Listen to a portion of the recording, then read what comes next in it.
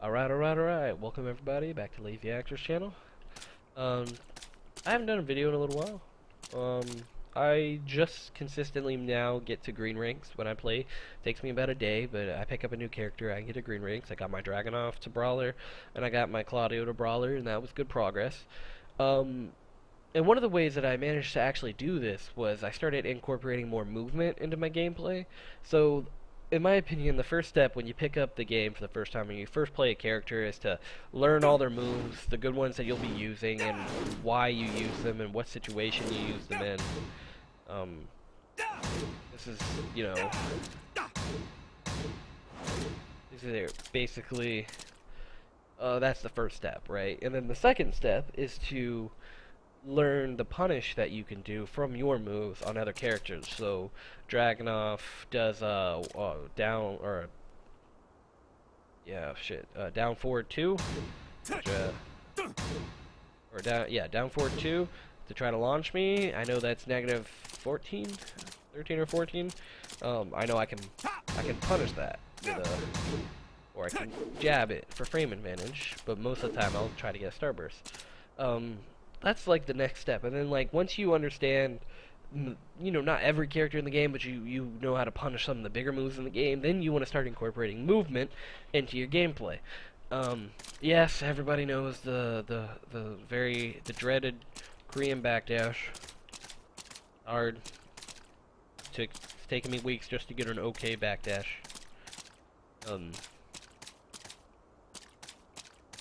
You know, it takes practice. Even in matches, sometimes I fudge it. It's very annoying, but that isn't the end-all be-all of movement. I mean, the Korean backdash, that's good because you can force whiffs with it. I mean, honestly, if you can just do this, that right there is gonna take you to the next level right there. Just one Korean backdash. That's all you want to do. I'm in the habit of doing more because they're fairly safe to do. But you just want to be able to do that. If you can do that, you trust me, you'll be able to make moves with just fine. You won't really need much else than that. And then like sidestepping is like the more advanced, like way harder than the Korean backdash ever was, right? Because if my opponent hits a move and I backdash, I can hop kick that. Especially using Claudio, it's so good hop kicking him. His whiff punishment is really good. Even if I fudge it, they only get a 12 frame punisher. If they have a 13, that's good. They can use that. Nothing more than that. Very good shit. Sidestepping is what I've been incorporating into my gameplay lately, and it's taken me to green ranks. Like, I had done nothing differently. I generally I lose more than I win, but the moment I started incorporating some sidestepping into my gameplay, everything just got, I don't know, just got better for me. And then what I learned really quickly is sidestepping with a purpose is very important, because not every move in the game is sidesteppable, right? So when people are trying to sidestep me and I notice it, this move right here does pretty good damage, gives me some okay plus frames. I hit you with this, and then when you try to sidestep, I'll clip you with it, and you'll get hit for that, right? And if you try to jump, it's a screw, so I get a combo afterwards. Really good move. -9 on block, so it's very safe. Really, really good. So, like, sidestepping without a purpose is a good way to just lose rounds very quickly. When I first tried to do it, that's exactly what was happening, because people were noticing I was sidestepping and they just kept doing their homing move, and I kept trying to sidestep. I just thought sidestepping into a hop kick was what I was supposed to do. What I found out was you basically don't want to sidestep until you are set up to sidestep, right? So one of the ways that you can set up to sidestep, this move right here is like -4 on block. So what I'll oftentimes do is I'll do this move, and then they'll attack me, and I'll see what they do. I'll do it again, they'll attack me, I'll see what I do, and then I'll sidestep. And if they do the same move, hop kick city. And if they do nothing, or if they do a different move, then I'll just stay on defense unless the opening is so wide I can't resist to hop kick it. That alone, that alone upped my game drastically last couple days, especially because with Claudio you just have to play really well to get Starburst up for him. And what you want to do is look for any of your moves that you can do that are fairly quick. So for most characters, it'll be down forward one. That when you get blocked with them, they leave you, I think it's -4 or lower, where it means you can sidestep comfortably after them. So basically, um, you do your quick jab. You want to make sure it's mid, so it can't be ducked. And lows generally won't help you because they require some change here. But, um, not saying you couldn't use some. I just don't know off the top of my head any low that'd be good for it. Oh, actually, yeah, Dragunov is actually, yeah, Dragunov's down 2 into foreground step. Be pretty good, I bet. Yeah, so pretty good right there. Not the best, but yeah, that'd be pretty good. That's something you could do. So you look in your move list and you find the moves that you do on block that are about -4. The lower the negative is on block, the safer they are. You can't. I think it's when it hits -6 or -6 to -9, and anything higher means you can get punished for it. Means you can't really sidestep. So it has to be -4 or below. -5 and 6 is pushing it. Maybe possible, but I doubt it. -5 maybe, but -4 or below. Any of those moves on block you have, you can comfortably sidestep after. And what you're trying to do here is you condition your opponent to just hit you regardless. Like, he's not doing any damage, right? And then when it's your turn to attack, you sidestep. And then he attacks, he whiffs, and boom. Hopkick City, or whatever your character's launcher is. Now, some moves recover so fast, like a jab right here, unless you were on point. Like, this move right here recovers kind of slow. So, if I whiff this, you can't sidestep this move, so that's a bad example. Yeah. This move right here, pretty long recovery when it whiffs. You're free, like, you didn't get hit, because you either sidestep or backdash, so I'm stuck in this recovery, and boom, Hopkick City. Fucking Claudio's Hopkick is so good. I'm not gonna lie to you, it's hard. Because if you're wrong, or they predict it, then they hit you with a homing move, or they kind of delay it a little bit so it readjusts with you. Also, on top of that, it's not as simple as just sidestep left or right. You have to sidewalk a lot of strings to fully avoid them. And that's just, it's hard. And you have to know these things. You have to take it into practice. You have to watch videos on it. You have to know their character better than they do. But why would you sidestep a lot of moves? Okay, well, the best example I can give you right now is, say, you got Claudio here. So, with Claudio, his wall running 2, which that was not it, is that move right there. It's +7, +6 or +7 on block, for me, not for you. So, when I force you to block this move, and if you try to press buttons, Hopkick City. +7 means that my hopkick is now a 8-frame hopkick. If you try to press in that moment, if you press buttons, I will beat out anything you do with my hopkick. So if I notice people are gonna do that a lot, I'll hopkick you all day because you don't know it's plus on block. Why is this a big deal? Well, this is a pretty powerful move. Dragunov I put here for the example of his while running 2 is plus on block and mid, so you can't duck it. Because with Claudio, one of his really good mix-ups here is he wants you to try to duck. Oh my god. He wants you to duck that. I want you to duck that, because when I see you start ducking it, or trying to, or if I think you're going to duck it, I can run up, and boom, Hopkick City.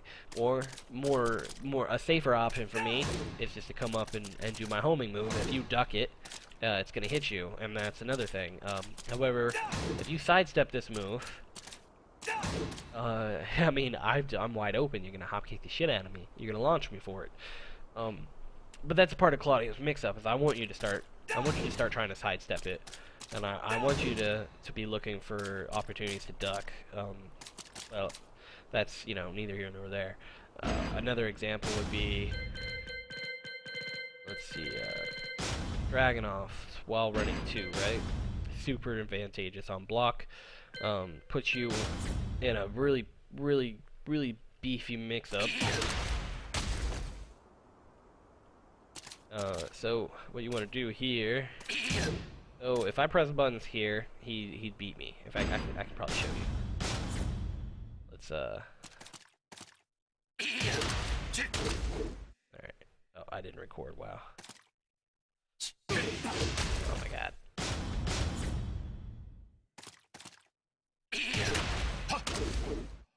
Alright, so he does his wall running too. Oh. Space. Then I want to press buttons. He hits me.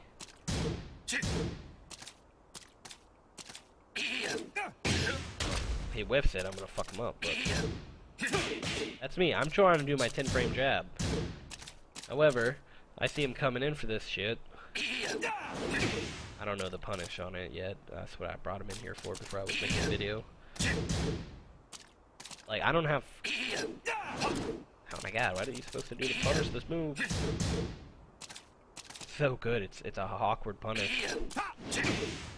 God damn. How are you supposed to punish this move? Apparently you can get hit by it easy. You have to sidestep this left, I know that. Ah, there's my punish. So he puts me in a mix-up here. So he does a high mid-string. That's a 10 frame for him. It didn't beat out anything I was gonna do. He can keep me in this. I mean, this is a key to Dragunov's strategy, is to put you in this mix-up. Or you can hop kick him. When you incorporate movement, though, that move becomes a shit ton more fair. You know, and keep in mind on counter hit, it's a... Oops. Not my counter hit, but his hit. Oh my god. It's hard to counter hit. There it is. It's a combo on counter hit. When you incorporate movement, though, so you see that Dragunov player wants to hit you with his wall running too. You're gonna sidestep it. Shit, I keep forgetting the punish for it. Oh my god. One more time. Now when he does that wall running too, you're not scared of it anymore. It becomes a bigger deal for him. Now he has to consider what he's gonna do to punish. So he's got to look for, he's got to look for any other way to kind of get pressure on you, because if he's obvious about his wall running too, you're gonna punish the shit out of it, right? So that makes that move that's extremely advantageous on block, that's very hard to deal with, and if you get counter hit by it, you're gonna get launched for a big damage combo. However, the simple act of sidewalking it to his right, or sidewalk left, notation-wise, puts me in the spot where now I don't have to worry about it. So Dragunov, now it is going to be nullified a bit by Dragunovs who can do their wall running too at point blank range, which takes practice. There it is. However, I can do this. Much easier. I can do this point blank. If they can do it at point blank, you have to kind of foresee it coming. But that's one of the ways that Dragunov puts pressure on his opponent. If you press buttons, depending on what he selected, you're going to get launched or you're going to eat damage for no reason. And that's a key thing about Tekken is, frame data ties into even the movement of the game. And the first thing, like I said, you should do is learn your Korean backdash. You don't need to be able to Korean backdash from the start of the game all the way to the other screen in one fluid motion. You just need to be able to do this. That's it. Just two.